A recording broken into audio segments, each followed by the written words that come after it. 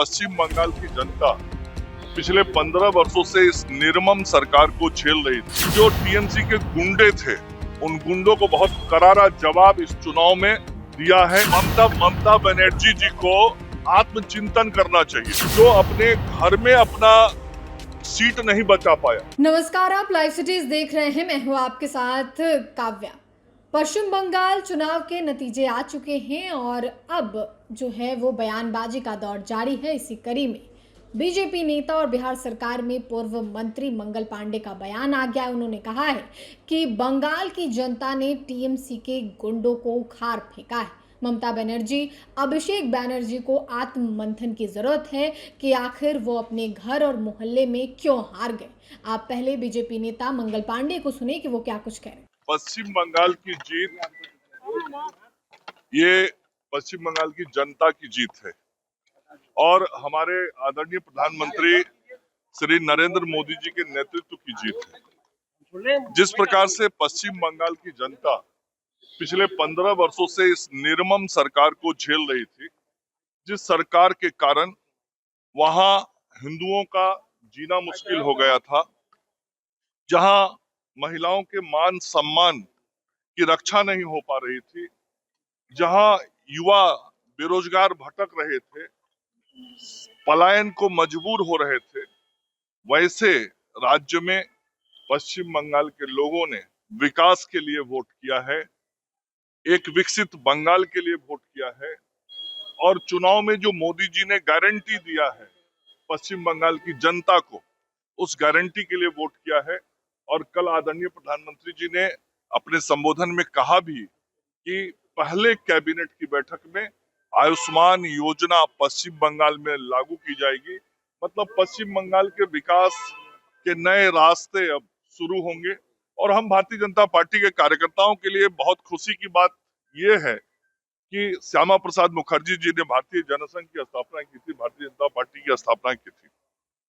जो हमारे संस्थापक थे, उनके मिट्टी में, उनके घर में भारतीय जनता पार्टी की सरकार पहली बार बंगाल की जनता के आशीर्वाद से बनने जा रही है और निश्चित रूप से हम सभी भारतीय जनता पार्टी के लोग पश्चिम बंगाल की जनता के आभारी हैं, उनको प्रणाम करते हैं जिन लोगों ने ऐसी निर्मम सरकार को उखाड़ फेंकने के लिए पूरे खुले तौर पे बूथों पे आके मतदान किया, निर्भय होकर मतदान किया और जो टीएमसी के गुंडे थे, उन गुंडों को बहुत करारा जवाब इस चुनाव में वहां की जनता ने दिया है।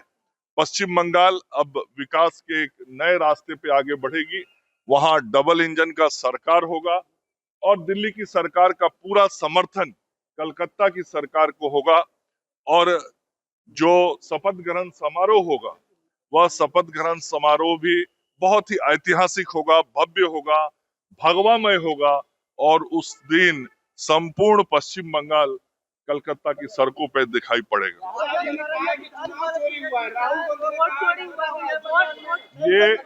ये बिहार में भी अपने छोटे भाई तेजस्वी को लेके पूरे बिहार में घूम के वोट चोरी की बात करते थे, तो यहाँ बिहार की जनता ने भी दोहरा शतक मारा और पश्चिम बंगाल में भी ये लोग ऐसी ही बात कर रहे थे, तो पश्चिम बंगाल की जनता ने भी दोहरा शतक दिया है भारतीय जनता पार्टी को और बिहार में भी एनडीए को दिया था।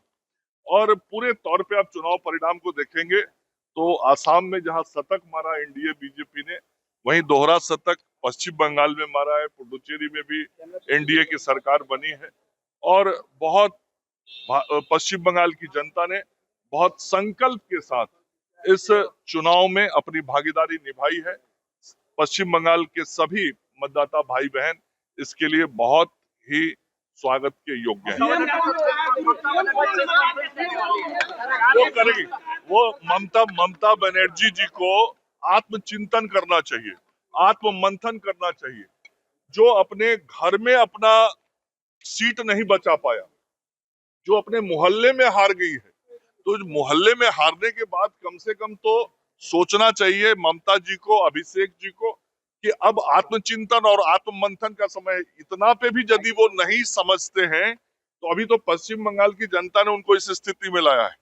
इस बार उनकी पार्टी टीएमसी पूरी तरीके से गंगा सागर में समाहित हो जाएगी। तो आपने बीजेपी नेता मंगल पांडे को सुना, एक और जहां उन्होंने ममता बनर्जी, अभिषेक बनर्जी पर खूब निशाना साधा है और कहा है कि अब जो है श्यामा प्रसाद मुखर्जी का सपना पूरा हो गया है, पश्चिम बंगाल में बीजेपी की सरकार बनने वाली है, काफ़ी भव्य तरीके से शपथ ग्रहण का समारोह होगा। इसके बारे में भी मंगल पांडे ने वीडियो में जानकारी दी और बताया है कि कैसे भगवामय बंगाल हो गया है, ये भी कहते हुए नजर आए हैं और साथ ही तंज कसा है और बोला है कि टीएमसी के गुंडों को बंगाल की जनता ने उखाड़ के फेंक दिया है। वहाँ युवाओं में बेरोजगारी थी, महिलाएं जो हैं वो प्रताड़ित हो रही थी। ये तमाम बात मंगल पांडे कहते हुए नजर आए हैं।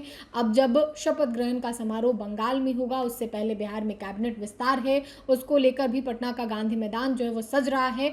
तो वहीं 9 तारीख संभावित डेट यानी कि बंगाल में शपथ ग्रहण का बताया जा रहा है और 7 तारीख पटना में शपथ ग्रहण का समारोह है, मंत्रियों के शपथ ग्रहण का समारोह है। तो वो तमाम तस्वीरें हम आपको दिखाएंगे, लेकिन फिलहाल बयानबाजियों का दौर जारी है। साथ ही चैनल को सब्सक्राइब करें, फेसबुक पेज को लाइक करें। वीडियो देखने के लिए आपका धन्यवाद।